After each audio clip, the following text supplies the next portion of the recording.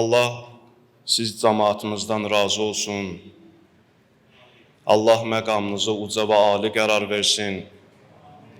Burada həqiqətən də Hüseyn əleyhisselam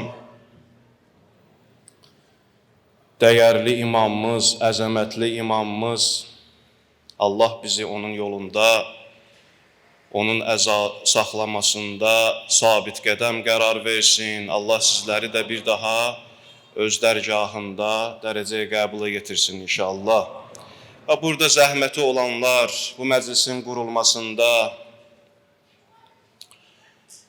ustadımız, Allah onun məqamına ali qərar versin, xidmətçi qardaşlarımız zəhmət çəkirlər, Allah onları da bu feyizdən binəsibi etməsin, Allah onları salamat eləsin. Həqiqətən də məscid, bu cür nə gözəl məscidlərin hər bir məkanda olması ilahi bir ulduza bənzəyir ki, onlar hidayətə aparab çıxardan bir nurdular. Bu məscidlərin qədir və qiymətini bilmək biz müsəlmanlara vacibdir. Çünki bu da həqiqi şükrün meyarıdır ki, insan bunların müqabilində şükr edə bilir. İnsan neymətin əlindən çıxdığı zaman onun qədir qiymətini bilir. Amma bizim əlimizdə olduğumuz zaman gərək bu neymətin həqiqətən də qədrini bilək ki, bu cür məclislərin, bu cür dəyərli məclislərin bizə gəlib çatmasına və xüsusən də Qur'an və Əhl-i Beytin nurlarının işıqlandırılmasında müstəsna rolu vardır.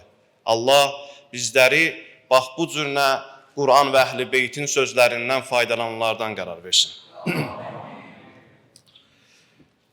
Dünya yaradılandan bəri dünya iki qütbün biri-birindən mübarizəsinin şahidlik edir. Haqq və batil deyilən amillər var ki, bunlar daim biri-birilərindən mübarizədə olublar və bu mübarizə qiyamətə qədər davam edəcək. Və bu mübarizənin sayəsində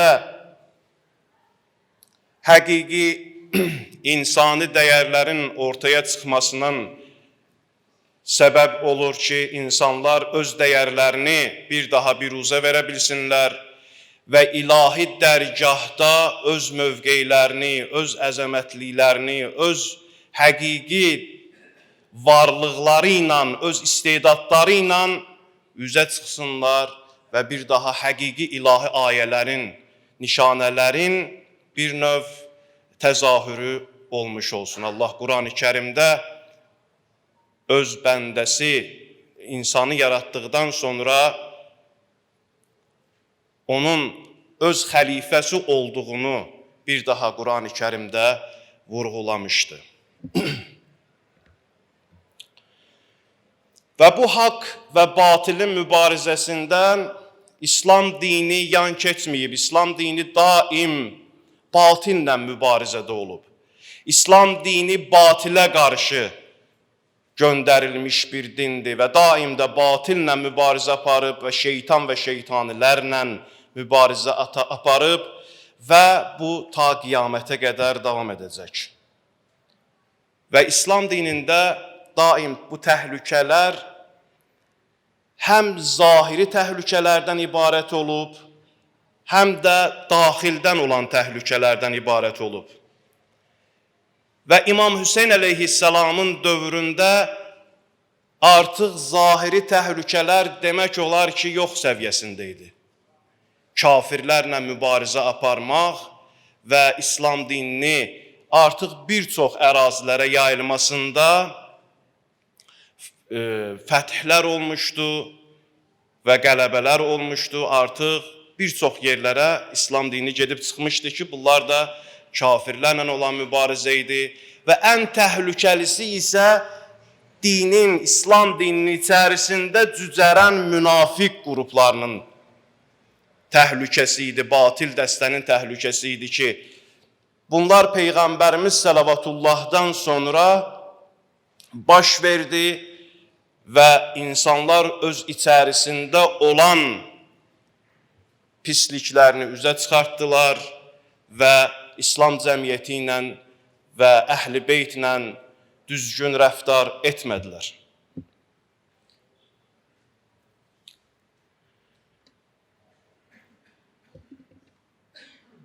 Və həmən bu daxili düşmənlər ki var idi, bunlar kimlərdən ibarət idi? Bunlar sonda həqiqətdə əvvəldə İslama xidmət göstərən böyük səhabələr dəstəsi idi ki, İslam dini genişləndikdən sonra böyük bir nüfuz sahibi oldular. Bəzi səhabələrdən gedir söhbət.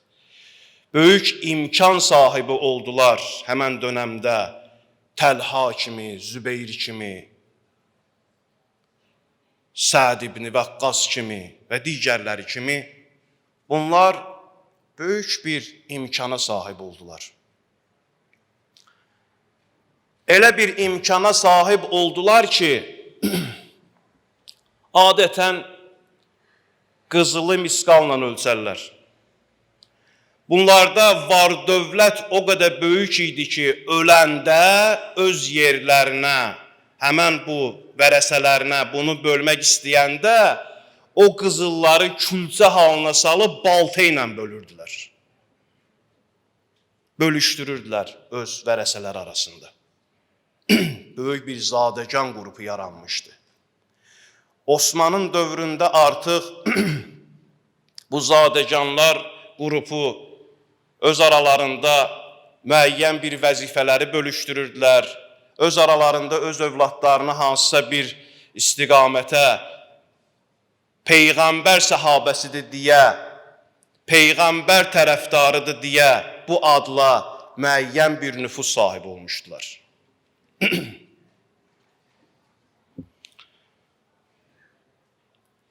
Və bu münafiqlərlə daim İslam dini Peyğəmbərimiz zamanında da və əimmə-i əthar əleyhissalamlar dövründə də daim mücadilə olmuşdu. Və Qur'an bu cürünə insanlarla mübarizə aparmağı buyurur ki, cahidül kuffara vəl münafiqin. Kafirlərlə və münafiqlərlə daim mübarizə aparın. Bu iki qütb daim sizinlə mübarizə aparacaq və sizin haqq dininiz olan İslam dinini sizin əlinizdən alacaq. Və daim də çalışdılar bunun üzərində.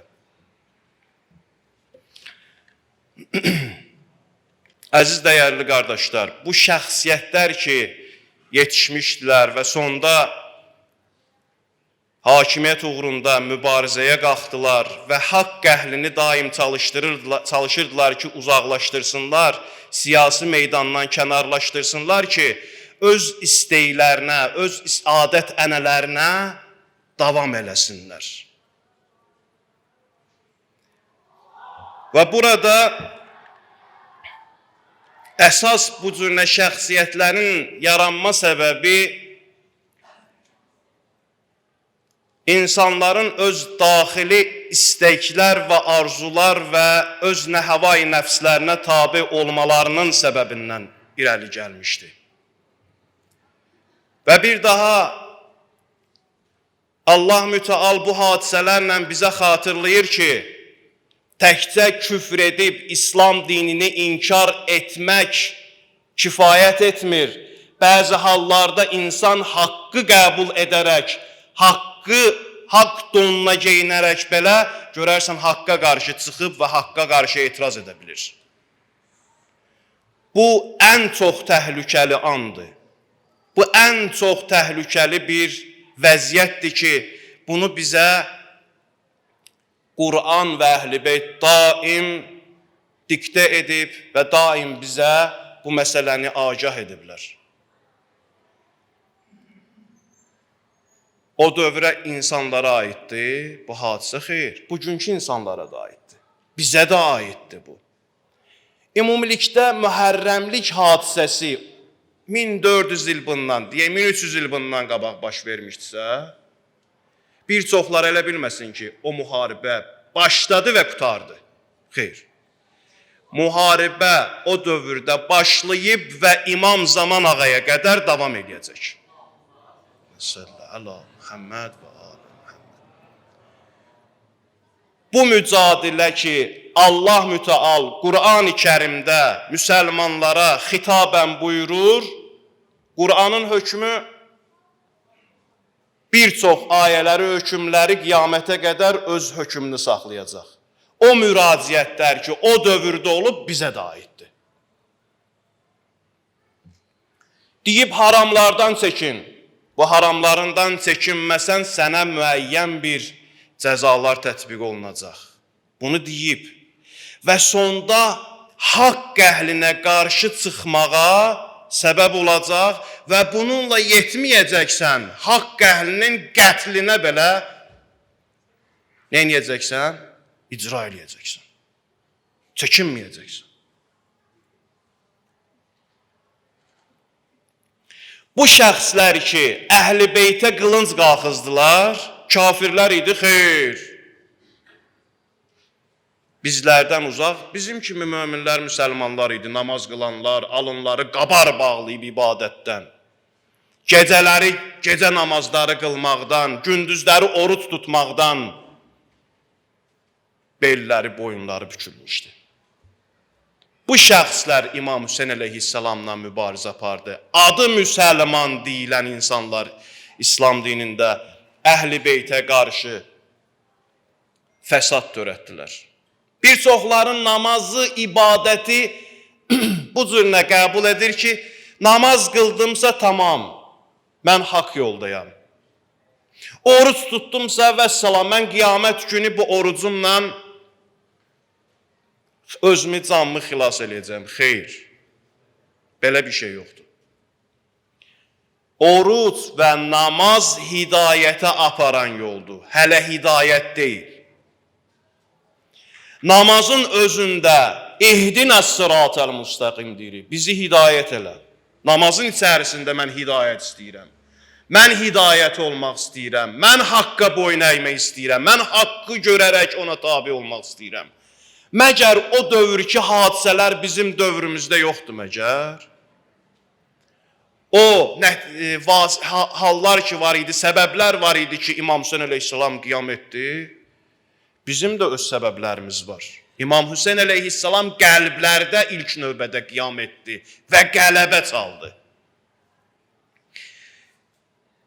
Qələbə nəticə ilə alınarda, düzdürmü?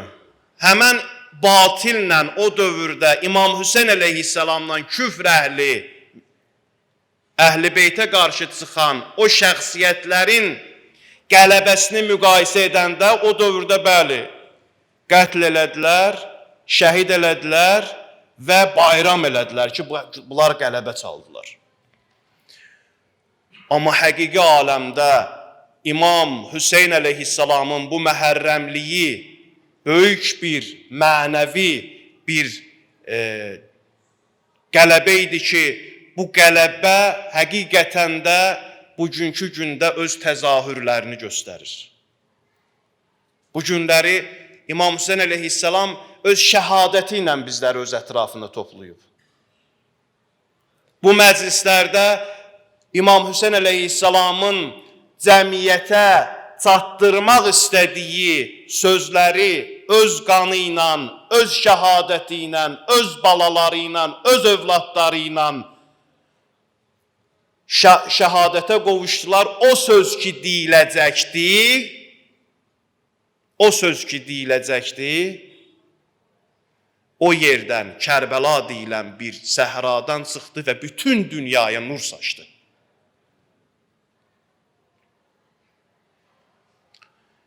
Bizlər də bu məsələdə diqqətli olmalıyıq. Allah bizim günahlarımızı bağışlasın. Günah etməklik və dünya həvəsi ilə yaşamaqlıq böyük bir bəladır. Böyük bir bəladır. Öz nəfsüvə tabe olmaqlıq böyük bir bəladır. Bütün bəlaların açarıdır. İnsan o qədər öz nəfsinə itaət edir, tabeçilik göstərir və sonda haqq deyilən bir məsələ qarşısına çıxanda onunla sövdələşə bilmir, razılaşa bilmir, qəbul edə bilmir. Görmüşük bəzi insanlar bu günlər sosial şəbəkələrdə qarşımıza çıxır. Görürsən ki, bunun dediyi sözün heç bir haqla, hüquqla heç bir əlaqəsi yoxdur. Niyə? Çünki bu haqq carçısı deyil, bu sadəcə olaraq öz nəfsinin, öz daxili aləminin istəklərini bəşəriyyətə, cəmaata çatdırır. Və özü fəsada düşdüyü kimi də cəmiyyəti fəsada aparır. İnsanlar diqqətli olmalıdır ki, kiminsə həvai həvəsinə ləyaqətli insanlar heç vaxt neynəməz? Tabi olmaz. Niyə mən kiminsə ləyaqətsiz birinin öz həvai nəfsindən söz deyəcək, mən onun sözünə qəbul edim, kör-köranı onun sözünü qəbul edim? Bu qəbul olunmaz. Bu insani dəyərlərə malik olan bir insan bunu qəbul etməz. Hər sözü öz qəlbinə daxil etməyə kimin sözünü qəbul etməz.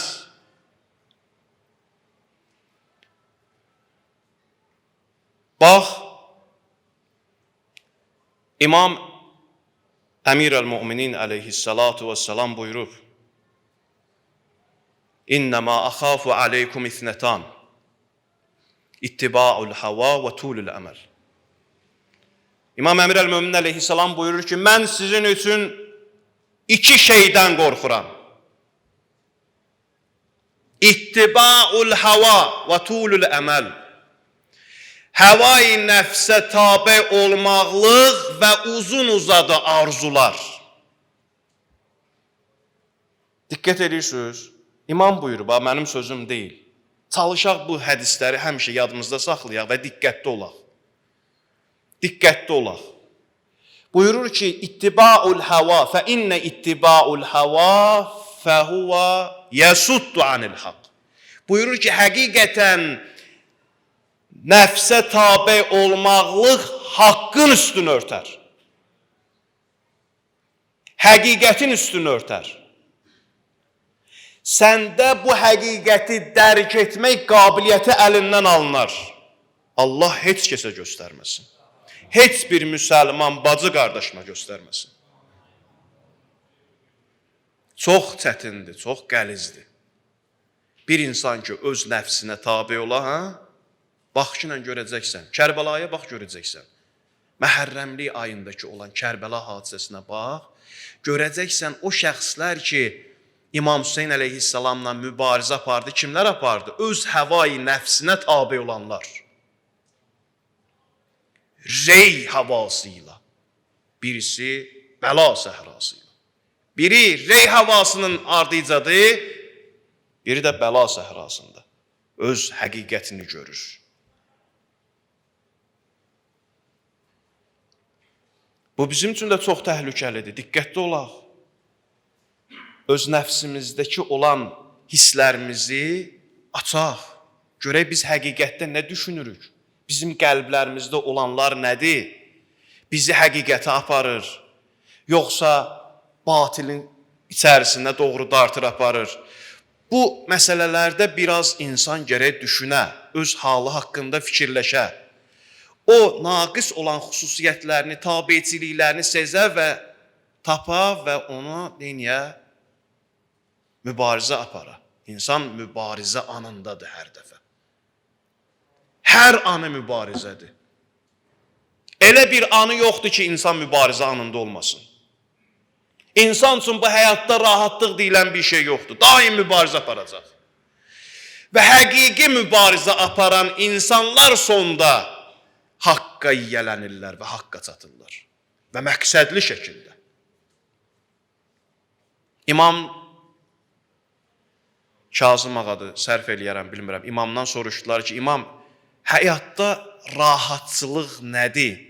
Harda insan rahatçılıq tapa bilər? İmam dedi ki, insanın rahatçılığı onun özü ilə apardığı mübarizədədir. Rahat olmaq istəyirsən, xilas olmaq istəyirsən, ay rahatçılıq axtaranlar. İstəyirsənmi rahat olasan? Bəzilərimiz rahatçılığı bağlarda, çeşmələrdə, rahat evlərdə, lüks maşınlarda və digər bir yerlərdə öz rahatçılığımızı görürük. Ay rahatçılığı axtaranlar, siz o rahatçılığın içərisində özünüzdə rahatçılıq tapmısınız yoxsa yox? Yiyələndən sonra, çatandan sonra, əldə edəndən sonra görürsən, yox, rahat deyirsən, daha da şiddətlənir. Daha da əzab əziyyətin artır. Rahatçılıq tapa bilmirsən. Amma insan ki, mücadiləyə girdi, çalışdı, məqsədli şəkildə Allaha çatmaq üçün çalışacaqsan, vuruşacaqsan, o insanda həyatda bir stimul verir, həyatı inkişaf verir. Və bir daha deyim ki, ilahi yolun özünün qeybi aləmdə insan addımlayır da təbii ki, inkişaf etdikcə. Özünün çox dəyərli bir feyzi keyfiyyətləri var. Tamlıdır ya o yol. Əziyyətli görsənə bilər bir çoxları üçün. Məsələn, gecə namazına qalxmaq bir çoxları üçün əziyyətli görsənə bilər. Oruç tutmaqlıq bir çox insanlar üçün əziyyətli görsənə bilər. Amma bunu dərk etmək lazımdır ki, İnsan onun içərisində o feyizlərə nail olandan sonra o feyiz ki, əldə olunanda başlayır insanda inkişaf, ülüv, yüksəklik baş verir.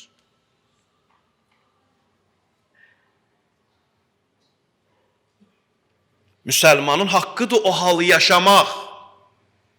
Hər bir müsəlmanın haqqıdır o həyatı yaşamaq.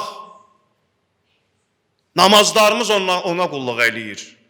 Dualarımız o hala, o səviyyəyə çatmağa qulluq eləyir. Və mübarizəmiz də həmən o məqsədə, hədəfə çatmağa qulluq eləyir. Və sonda həqiqi qələbə, həqiqi səadət və xoşbəxtlik sənin çata biləcəyin, sonda deyə biləcəyin sözündür ki, İlahi, mən sənə həqiqi bu yolda tabiçilik göstərdim və sənə öz canımı haqq olaraq təslim elədim.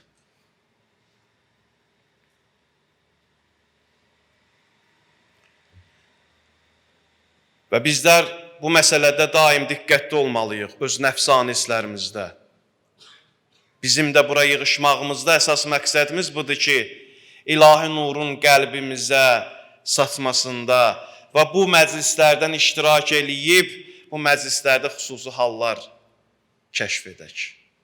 Hüseyin əleyhissalam böyük bir yol qoyub bizim üçün. Biz hər il məhərrəmlikdə qədəm qoyduğumuz gündə bir dənə nəsə biz qazanmışıq. Nəsə qazanmışıq, nəsə duyğu hiss eləmişik, dərk eləmişik.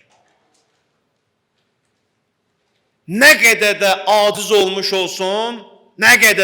olmuş olsun, o məhərrəmlik ayının təsiri səndən yan keçməyəcək. Dəyərini bil, bunu biləsən. Sənin qəlbini saflaşdıracaq.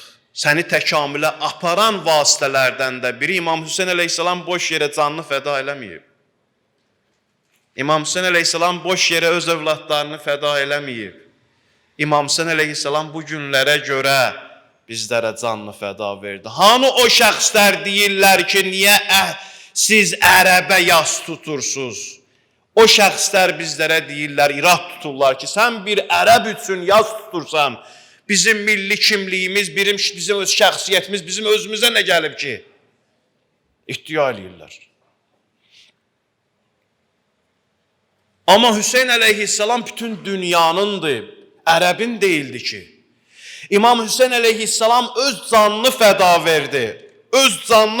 verdi. İmam Sadiq əleyhissalam buyurur, İmam Hüseyin əleyhissalamın vəsfində, Allahla vəsfində buyurur ki, Hüseyin haqqında, bəzələ muhcətəhu fikə, öz həyatını, öz yolunu sənə fəda verdi. Nə üçün? İstəazə ibadəkə minəl cəhaləti. Nə üçün? İnsan, sənin qullarını cəhalətdən xilas eləmək üçün. وَحِيرَةَ الزَّلَالَةَ və zəlalətdə giriftar qalmasın, heyrət içərisində qalmasınlar insanlar deyə öz canını fəda verdi tək xeyr, bütün hər bir şeyini fəda verdi. Niyə? Ona görə ki, İmam Hüseyn və onun övladları bizə öz canlarını fəda verdi, sanki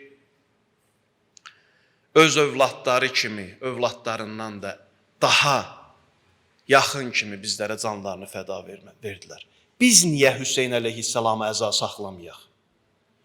Qarşılığında biz də boyun bükək, biz də onlara qılıc qalxızanlardan olaq, haqqını tapdalayanlardan olaq.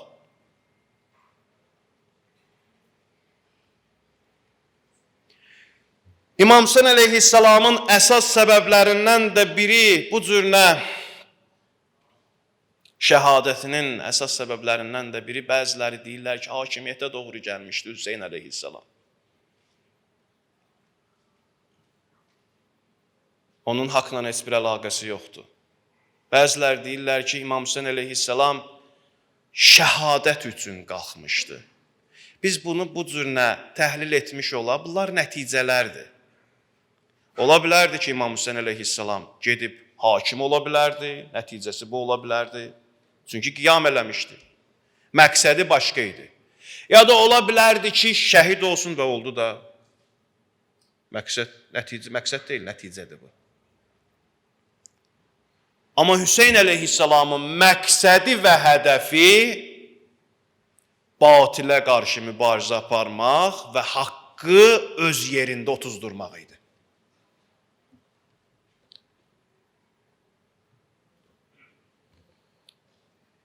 İmam Hüseyn əleyhissalamın öz sözündən bunu şahidi ola bilərik.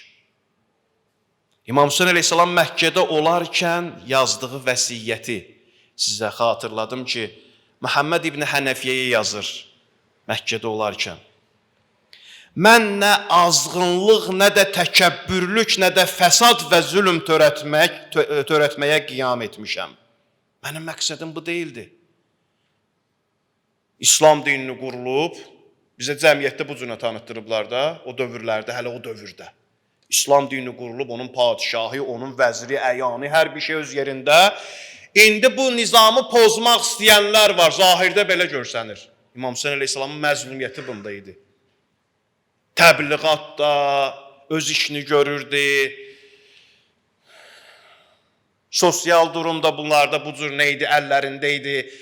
Və bu cür nə görsənirdi zahirdə ki, İmam Hüseyn əleyhissalam haqqa qarşı qalxıb və onu bu cür nə də xarici kimi də tanıtdırdılar. Onun qiyamının hörmətini aşağı salmaq istədilər. Amma bir çox məsələlər var idi ki, bunu imam dərk edə bilərdi. Görürdü ki, İslam təhlükədədir. İslam bayaqları qeyd etdiyi o şəxsiyyətlər ki var idi, artıq nüfuz sahibidirlər, öz mənəvi dəyərləri kənarlaşdırıb, öz istək və arzularına hakim durub, öz istək və arzuları onlara hakim durub, istəyirdilər ki, bütün İslam dinini də ona tabi etsinlər.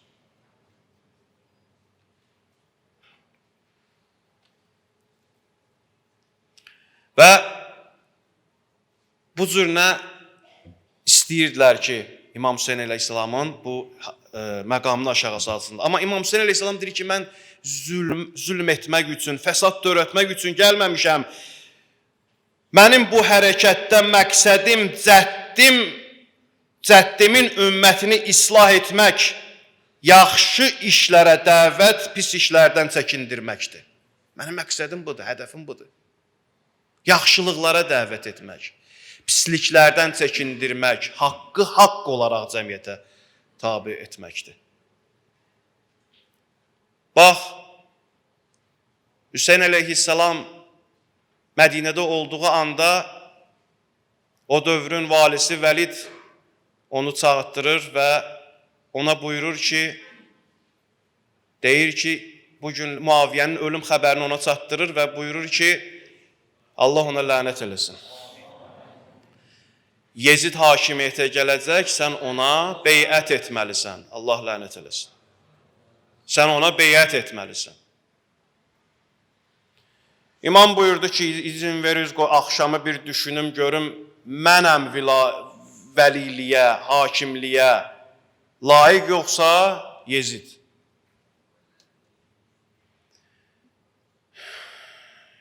Gecəni yola verirlər, gündüz Mərvan onu çöldə görür və yaxınlaşır və buyurur ki, sən Hüseyin niyə Yezidə beyət etmirsən? Sən Yezidə beyət etməməkliklə ölümünə imza atmısan. İmam Hüseyin əleyhissalam buyurdu ki, bu tarixi, bu sözü həmişə qeyd olunur, xətiblər də qeyd edirlər. Buyurur ki, əgər mən Yezidə beyət etsəm, əssəlamu mə'al İslam, İslamla xudafizləşək. Mənim kimi ona beyət etməyəcək və sona qədər onunla mübarizə aparacağam.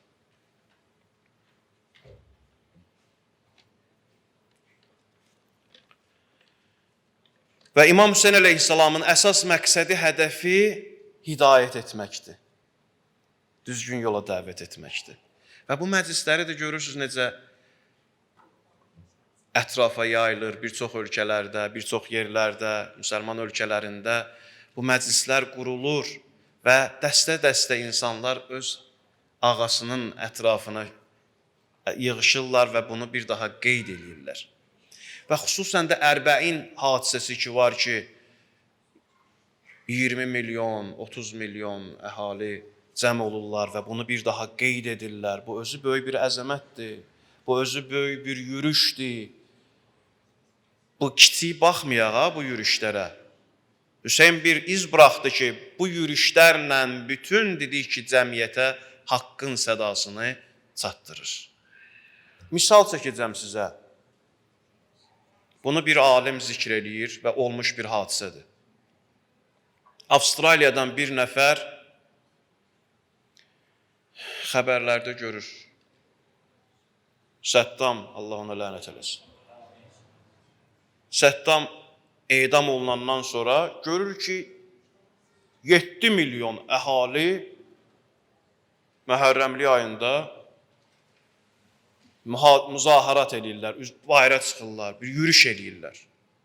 Bunda qəribə bir hal yaranır ki, bu Səddam nə qədər dəyərli bir insandır ki, 7 milyon bütün ölkələrdən bunun sədasına gəliblər, əzasına gəliblər. Axtarır və araşdırır, gəlir, maraq yaradır onda. Biz demişik də, bir insanda bir həqiqət axtarmaq hissi var. Bu duyğu insandan heç vaxt alınmaz, bu ilahi bir rəhmətdir. Harada görsək ki, bir yığıncaq var, o dəqiqə içimizdə, o dəqiqə çırpınacaq ki, orada nə baş verib, onu araşdıracaq. Buyurur ki, həmən o adam gəlir, araşdırır ki, bu dəstə 7 milyon cəmaat, bu nədir, bu heç bir yerdə görsənilməyib. Gəlib araşdırır, görür, yox, bunun qarşısını alan Səddam imiş. Bu daim olubmuş, bu tarix boyu olubmuş. O dövrdə bunun qarşısını almışdı, qadağa qoymuşdu. Bu məclislər elə də asanlıqla bizim əlimizə gəlib çatmayıb. Mübarizələrlə, qətillərlə, biri əlini verib, biri qolunu verib, biri başını verib. Elə də asan gəlib bu cür məclislərimiz asanlıqla gəlib çatmayıb bizə. Və sonda həmən o şəxs biləndə ki, bu qətliyam İmam Hüseyin əleyhissalamla bağlıdır, onun şəxsiyyəti haqqında araşdırmağa başlayır, oxuyur, öyrənir və İslam dinini İmam Hüseyin əleyhissalamın məktəbi ilə öyrənir və sonda həqiqi şiyələrdən olur və bu gün də yaşayır o adam.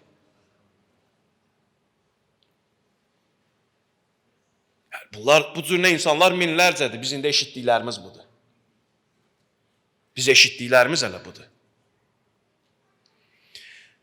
Haqq həqiqətən də buyurur ki, Allah mütəal ki, de, ya Peyğəmbər, ca'al haqq zahaqal batil. Həqiqətən haqq gəldi və batil aradan getdi. İnnəl batilə zəhuqa. Həqiqətən də batil yox olmağa məhkumdur. Bir gün yox olacaq. Bir gün aradan gedəcək. Tamamilə aradan gedəcək. İmam Zaman Ağaya çatacaq bu hal. Bilirsinizmi ki, İmam Zaman Ağanın da şuarı İmam Hüseyin əleyhissalamın şəhadəti olacaq. İmam Zaman Ağa buyurur ki, Əla ya əhl... İmam Zaman Ağa zuhur edəndə buyurulur ki, Beynəl rükneyndə, iki rükün arasında Kəbəyə söykənərək bu sözü deyəcək. Əla ya əhləl aləm, ənəl imaməl qaim. Bilin ey aləm, ey dünya, mənəm imam, qaim imam. Ələ ya əhləl aləm, ənə samsamil muntaqim. Bilin ey əhli aləm, mənəm intiqam qılıncı. Ələ ya əhləl aləm, innə cəddi qutilə məzlumən. Bilsin o cəmaat ki, bilin ki, ey aləm əhli, ey dünya, bilin ki, mənim babam, cəddim Hüseyin məzlum olaraq dünyasını dəyişdi. Ələ ya əhləl aləm, innə cəddi qutilə mətruhan üryanən. Mənim cəddim, babam döyüş meydanında üryan buraxıldı. İmam Zaman Ağanın bu şuarı olacaq. İmam Zaman Ağanın bayrağı İmam Hüseyin əleyhissalamın bayrağı olacaq.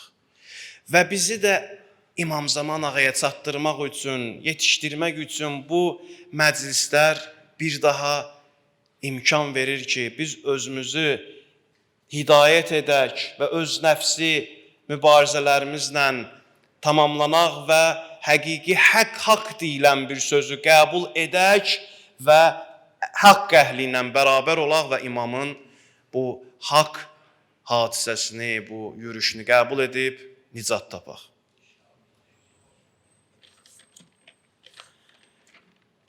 İnsan üçün haqla batil arasında seçim etmək bəzi hallarda bir çox insanlar üçün çox çətin olur. Çox çətin olur. Haqqı qəbul etmək üçün gərək özün, istəklərin, öz sevdaların arada olmasın, ilahi bir bağlılığın olsun ki, sən haqqı rahatçılıqla qəbul edə biləsən. Öz tabiçiliyin, öz arzuların olmuş olsa, sənin bunun qarşısını alacaq və sən haqqı asanlıqla qəbul edə bilməyəcəksən. Bu şəxsiyyətlərdən biri Allah məqamını uca və ali qərar versin. Hür sahabələrdən biri idi. Hürr idi. Ki İmam Hüseyin əleyhissalam Məkkədən ki həcci yarımçıq qoydu və Kufəyə tərəf üz tutdu və müəyyən bir məntəqələrdən keçəndən sonra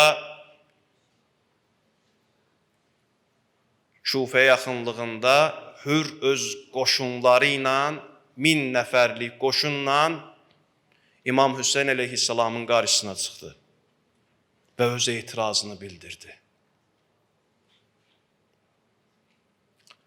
Hüseyin əleyhissalam onu görəndə onunla bir-iki kəlmə diyaloq elədi, söhbət elədi. İmam Hüseyin əleyhissalam ondan soruşdu. Əntə lənə əm aleynə ya Hur.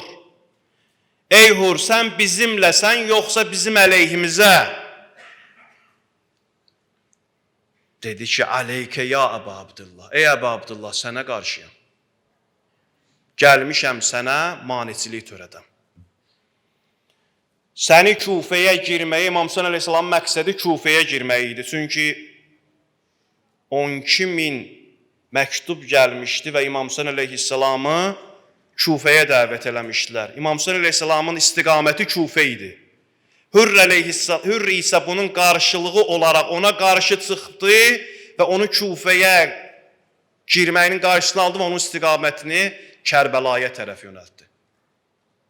Dedi, mən səninlə müharibə etməyə gəlməmişəm, mən səni müşahidə etməyə gəlmişəm və sənə mane olmağa gəlmişəm. İmam Hüseyn əleyhissalam buyurdu, la havlə və la quvvətə illa billahil aliyyil azim. Azan idi, namaz idi. İmam Hüseyn əleyhissalam əmr verdi azançıya, azan versin. Azan verilib qutarandan sonra iqamə məqamında Hüseyn əleyhissalam üzünü çevirdi 1000 nəfərin başçısına, Hürrə buyurdu ki, Hürr, sən öz cəmaatınla qılacaqsan. Dedi ki, Hüseyn, yox, sən imam olacaqsan, biz də sənin arxanda olacaq. Hürr əvvəl İbn Ziyad tərəfdən göndərilmişdi və onun hakimiyyətini, Yezdin hakimiyyətini haqq bilirdi. Bu haqq bilməklə çalışırdı ki, Hüseynə təzyiq göstərsin. Amma ehtiram da göstərirdi.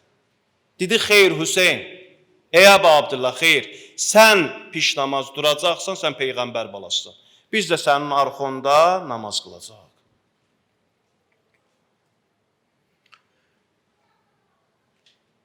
Alimlər buyururlar ki, Hürrün tövbə etməsinin və hidayət tapmasının bir neçə səbəbi var idi.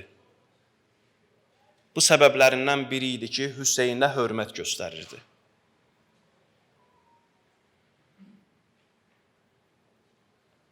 Və namazı qılıb qutardıqdan sonra yenə də maneçilik törətməyə davam eləyirdi. Və İmam Hüseyn əleyhissalam Hürrə qarşı bu sözü işlətdi. Səkələtkə ummuk. Anan sənin yasında ağlasın. Səkələtkə ummuk. Anan sənin yasında ağlasın. Ərəbin bir növ təhqiridir. Yəni sən öləsən, anan da sənin yasını saxlasın.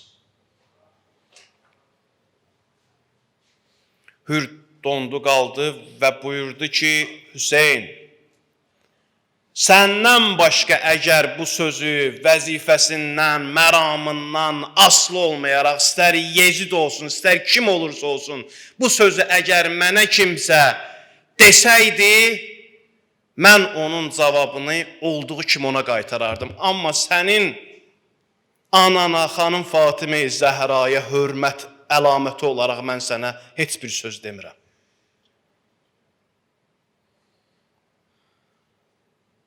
Alimlər, ariflər buyururlar ki, Hürrün qayıtmasına səbəb, ən böyük səbəb bu oldu. Xanım Zəhraya hörmət, xanım Zəhranın hörmətini saxlamaq və ehtiram etmək. Səbəb oldu ki, Hürr həmən andan yavaş-yavaş İmam Hüseyn əleyhissalama tərəf gəlsin. Xanım Zeynəb salamullah, xanım Fatimə Zəhra salamullah əleyhada bir çox hallarda mən bunun şahidi olmuşam. Bir çoxlar xanım Fatimə Zəhraya məhəbbət göstərməklə, ona qarşı olan sevgi və hörmət göstərməklə böyük məqamlara gedib çıxıblar. Hürr də əmən xanım Fatimə Zəhranın bu ehtiramına görə İmam Hüseyn əleyhissalamla düşmənçiliyini kənara qoydu və gəlib elə bir anda onda daxili bir dəyişmə baş verdi. Daxili bir dəyişmə baş verdi ki, və sonda əlini başına qoyub Allahdan bağışlanmaq istədi. Bu Zəhra məclisidir. Bu xanım Fatimə Zəhranın övladlarının məclisidir. Çox zikri müsibət etmək istəmirəm, inşallah qardaşımız bu haqda danışacaq. Biz xanım Fatimə Zəhranı canımızdan da çox istəyirik. Biz Azərbaycan xalqı olaraq, millət olaraq, xüsusi olaraq xanım Fatimə Zəhraya hörmət bəxş edirik.